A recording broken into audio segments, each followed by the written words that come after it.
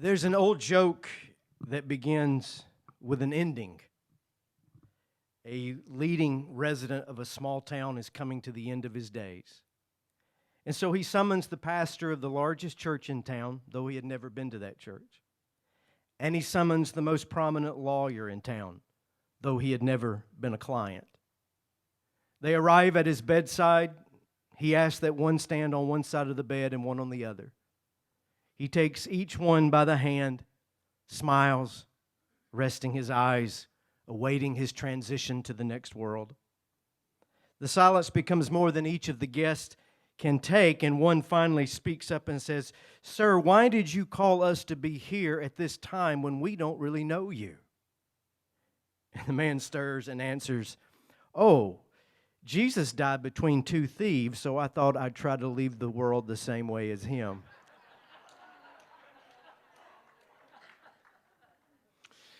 Preachers and lawyers, we get a bad rap. Only politicians, bankers, and telemarketers come close by comparison.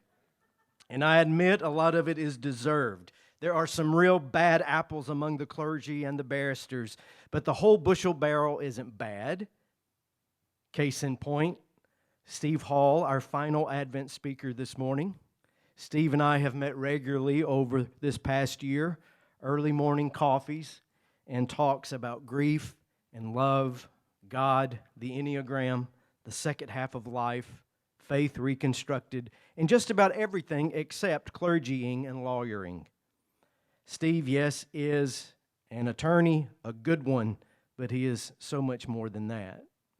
Steve is a son, a brother, a husband, a father, a grandfather, and with his wife Sherry, mostly Sherry, he is the co-founder of Grace Rides, a therapeutic equestrian stable that serves children with special needs, vets recovering from PTSD, others with mental health challenges, and the disabled. Quoting their website, Grace Rides began because a small group of people undertook a God-sized vision to love and serve others by using their horses to invest in the lives of people with all different abilities. So for the last 16 years, they have served untold numbers with the gift of healing connection. If you speak with Steve after service today, I am certain he will tell you how you can volunteer. Stables need mucking, and horses need feeding and grooming every day.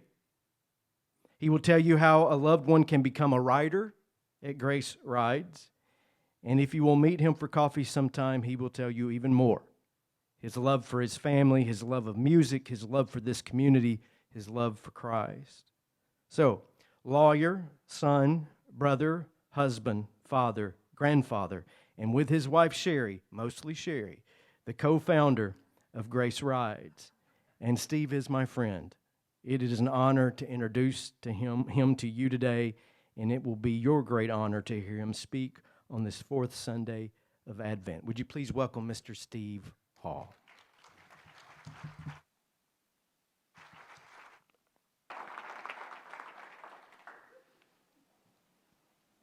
Aren't you a nice guy? Sometimes.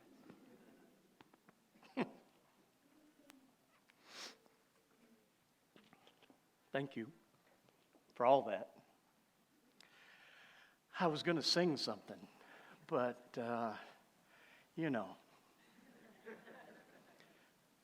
the blessing of that Right Reverend McBrayer and everything that he brings to this place and to your lives is, it's just hard to live up to.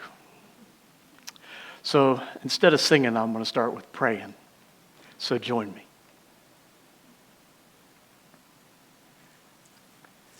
It's almost time. Can you feel it? Can you smell it? Love takes form. It's almost time to encounter the divine here with us. Love takes form in a laboring woman's gasps and cries. Love takes form in the rush of blood and sweat and milk and tears that portends the beginning of a new life. Let us linger here on this sacred threshold and lean in so we won't miss the details.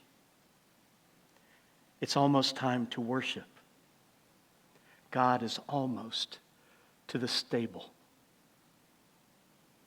Amen. God has come in the flesh to show us gooberheads how to save a broken world. Love takes form so that even we can understand and take our places in His saving grace campaign for the ages. We dare to believe that God, His entire presence, was poured into a single human being so that humanity and divinity can be seen in one person, and so that we might see it possible for ourselves. And He chose to start all this without a golden altar or a golden escalator or pyrotechnics. Not even a ceremonial visit from the mayor or the chief priest of a crummy little backwater town. Jesus and His mother and father were alone in the middle of the night in a barn. Really? What in this world does God intend to teach us through the beginning of the greatest campaign in the entire universe for our lives and for our souls and for the healing of this world, with this start in a barn?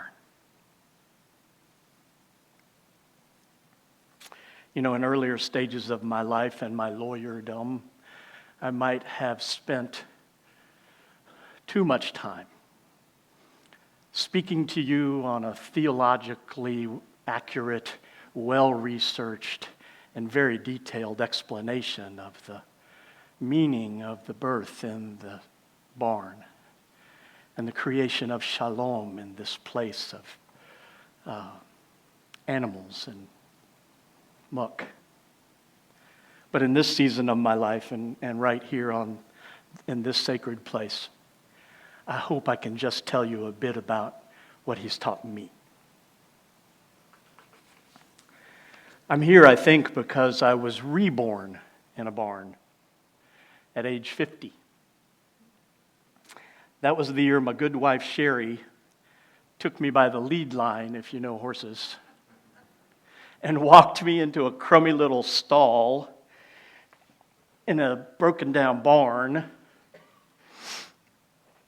and handed me the working end of a poop fork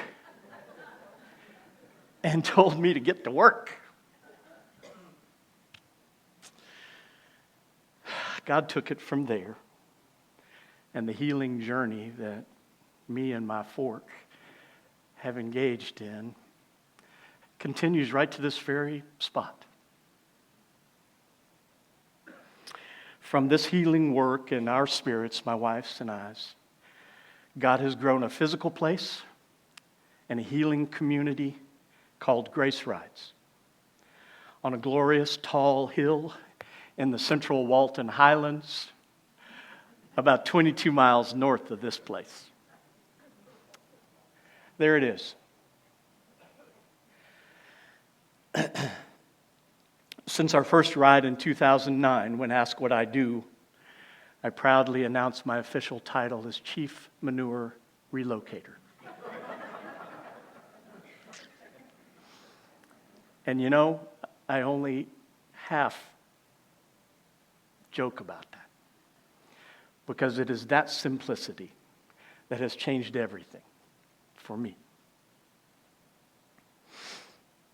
Without question, as referenced by the Right Reverend, it is my amazing wife that runs the joint. I follow her around and pick things up. We lived our lives together seeking God's daily will for us in the context of a stable with 20-something four-legged equine therapists to assist us and all that comes with that. This time of year, and I think there's a manger scene down there, this time of year, the remembering and reliving of this not-so-grand entrance into a barn, it brings special meaning to us members of the Grace Rides herd. For those of us in daily contact with an active horse barn, this Advent walk to the manger is not a mere intellectual or liturgical exercise. It engages all of our senses and our entire body. We know the sounds and smells and work of a shepherd's life. We live a simple and earthy life in that space. It's a place of old jeans, old boots, ripped shirts, well-worn gloves, sawdust and hay dust and dust, and actually its counterpart, rainy weather, mud. It's a nonstop daily regimen and ritual of care, feeding, watering, mucking, grooming, feeding, watering, mucking, grooming, feeding, watering, mucking some more. Clean clothing will immediately be uncleaned by the aforementioned mud and dust. And there are ever-present horse boogers that are gifted to you by irresistible horse noses. No amount of store-bought fragrance will overcome the native musk. Unmistakable and unforgettable of stall and paddock together. Flip-flops and heels are not functional and more than a little dangerous here. The tidy and well-coiffed are not comfortable there in the same way that they avoid small children with peanut butter hands or dogs when they first come in from outside. They tend to keep arm's length distance. It was this kind of place of mud and rough people and simple hard work, a place of service to animals, that God chose for the opening set of his greatest healing work. Can you see Joseph mucking a stall to make it ready for his wife and his baby boy? A new baby with horse boogers on his swaddling clothes, placed there by, let's just say, an interested donkey. Can you stand at the barn door in the silence after his arrival and stare at the stars that are so newly familiar, brought down from heaven by the work of God in his only Son? This remembering and imagining of this place and all these things tells me all I need to know about the nature of God that loves me and who gave himself for me and for all of you good people. Love takes form for all of us. No pedigree or status required for admission to the barn.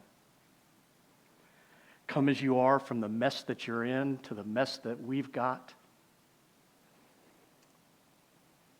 Serve as you can to share the gift that you're given with all that you know and see.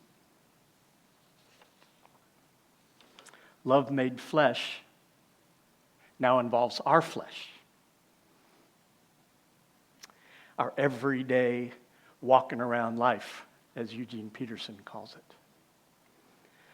See, this is a real heart-level message. It's a nose-level message. It's a ear-level message. But it's so easily lost in the distractions of modern holiday habits, wordy narratives, cleaned up and pacified, held at arm's length in places with carpet and filtered air. Maybe our church's manger scenes should come with well-seasoned hay to add that olfactory dimension that keeps us real in the barn.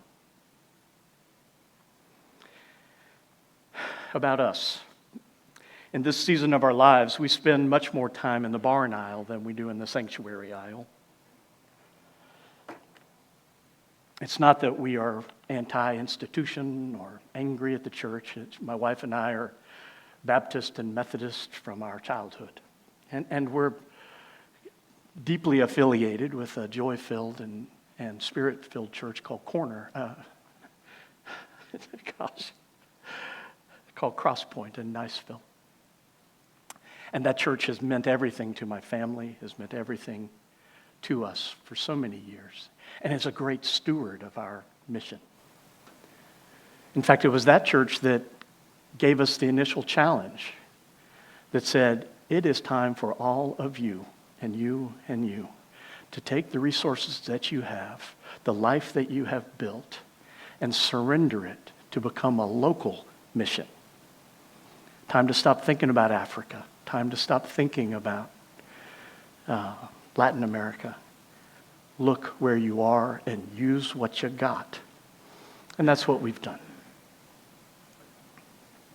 In this season of our lives, the tractor and the poop fork are our sacramental instruments. Our Wednesdays and Sundays are most often spent underneath the blue sky cathedral. The saddle and the reins are our altar dressings. The next week's lesson plans and the last week's rides evaluations are our hymnals.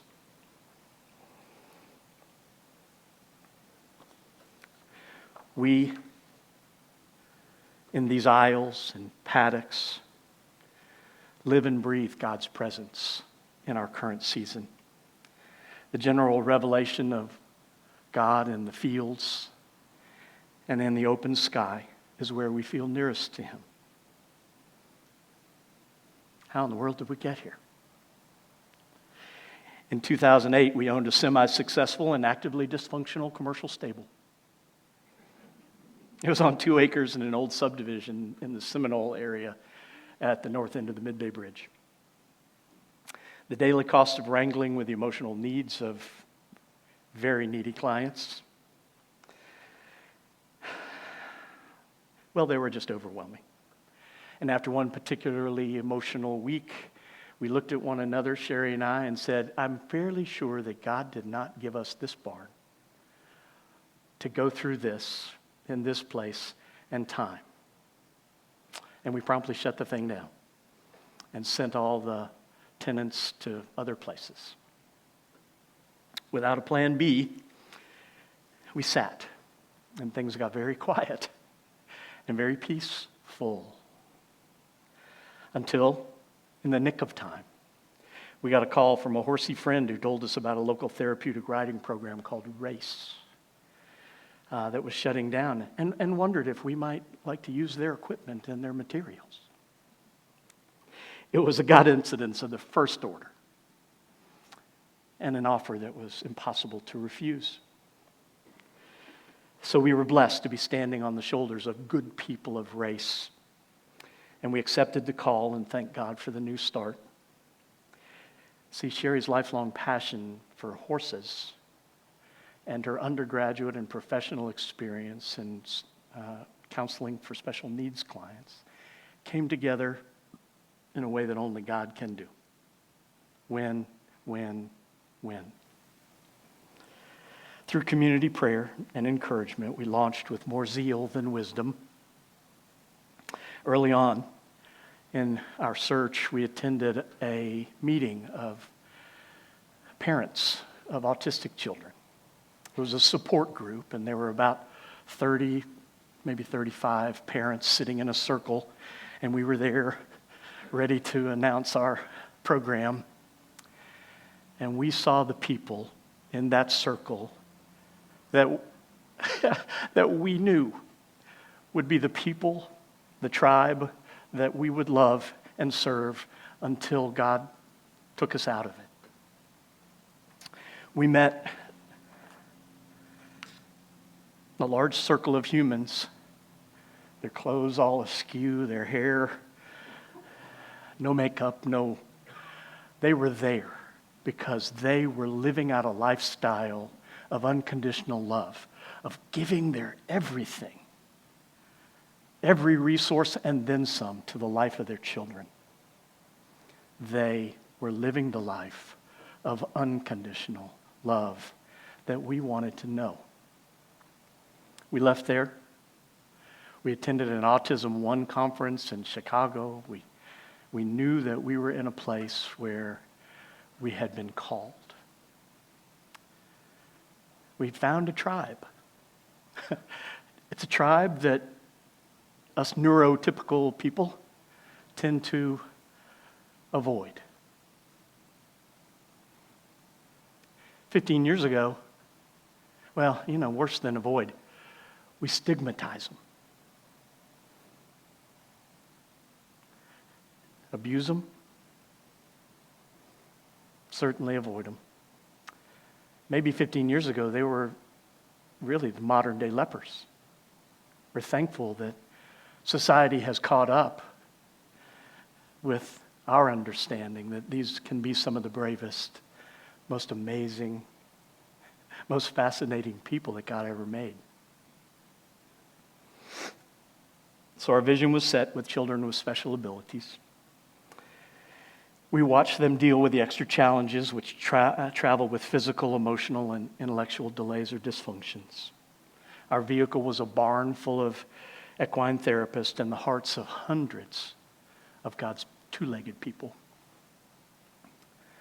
And 1,000 miracles and 10,000s of hours of volunteered love and resources later,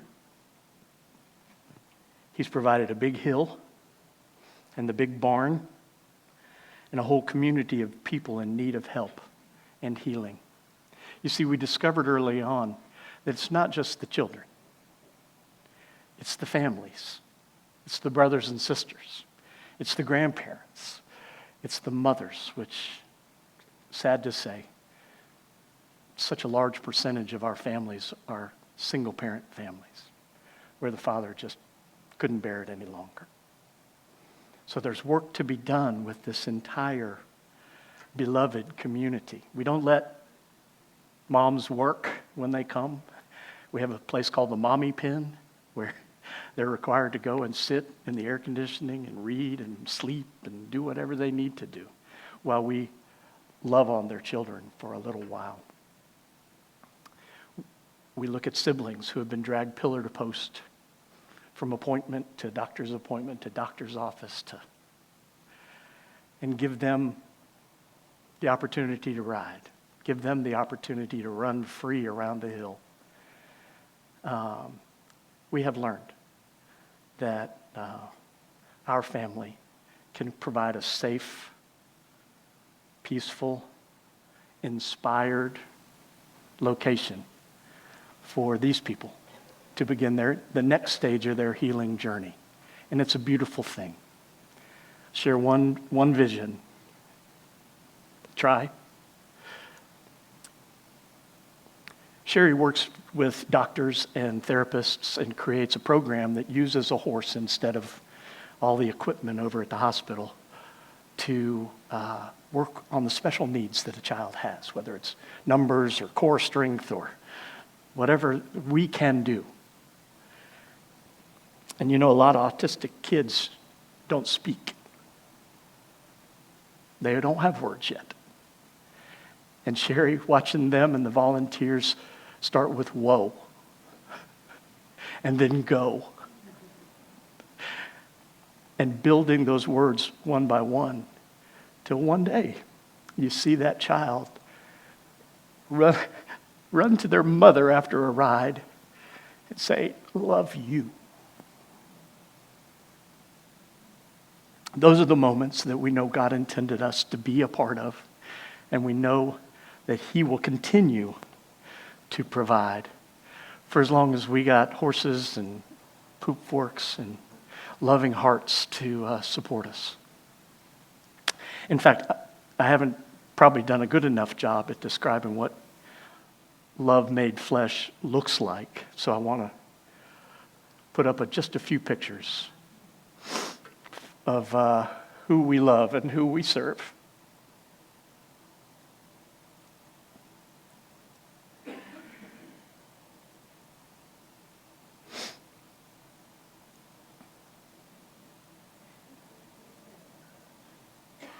It's a party. Look at that face.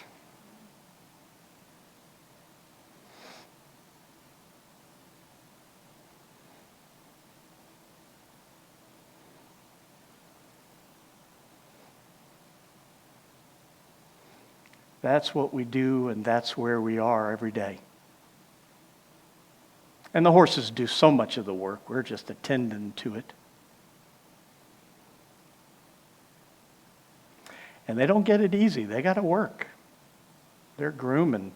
They're feeding. That's a bowl of apples after the ride.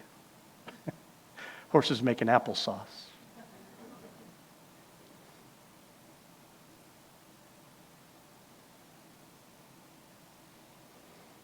That's a summer camp group. Horse painting.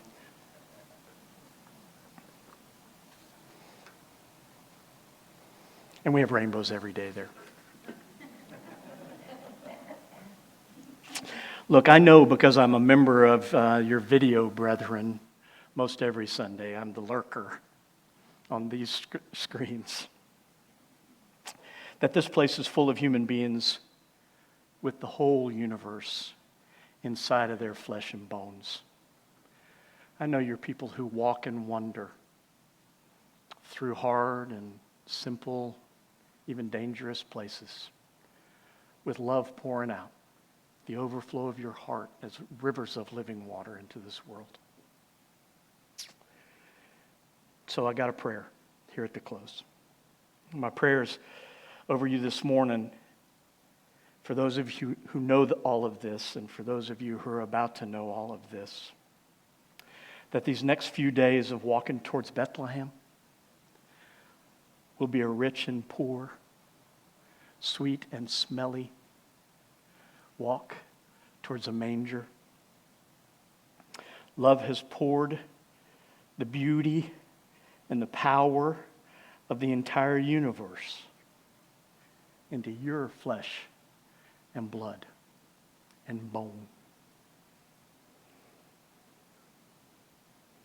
I hope that you can take that in one more time as you take the elements today. Love made flesh in you. And then go pick up your fork and get to work. Amen.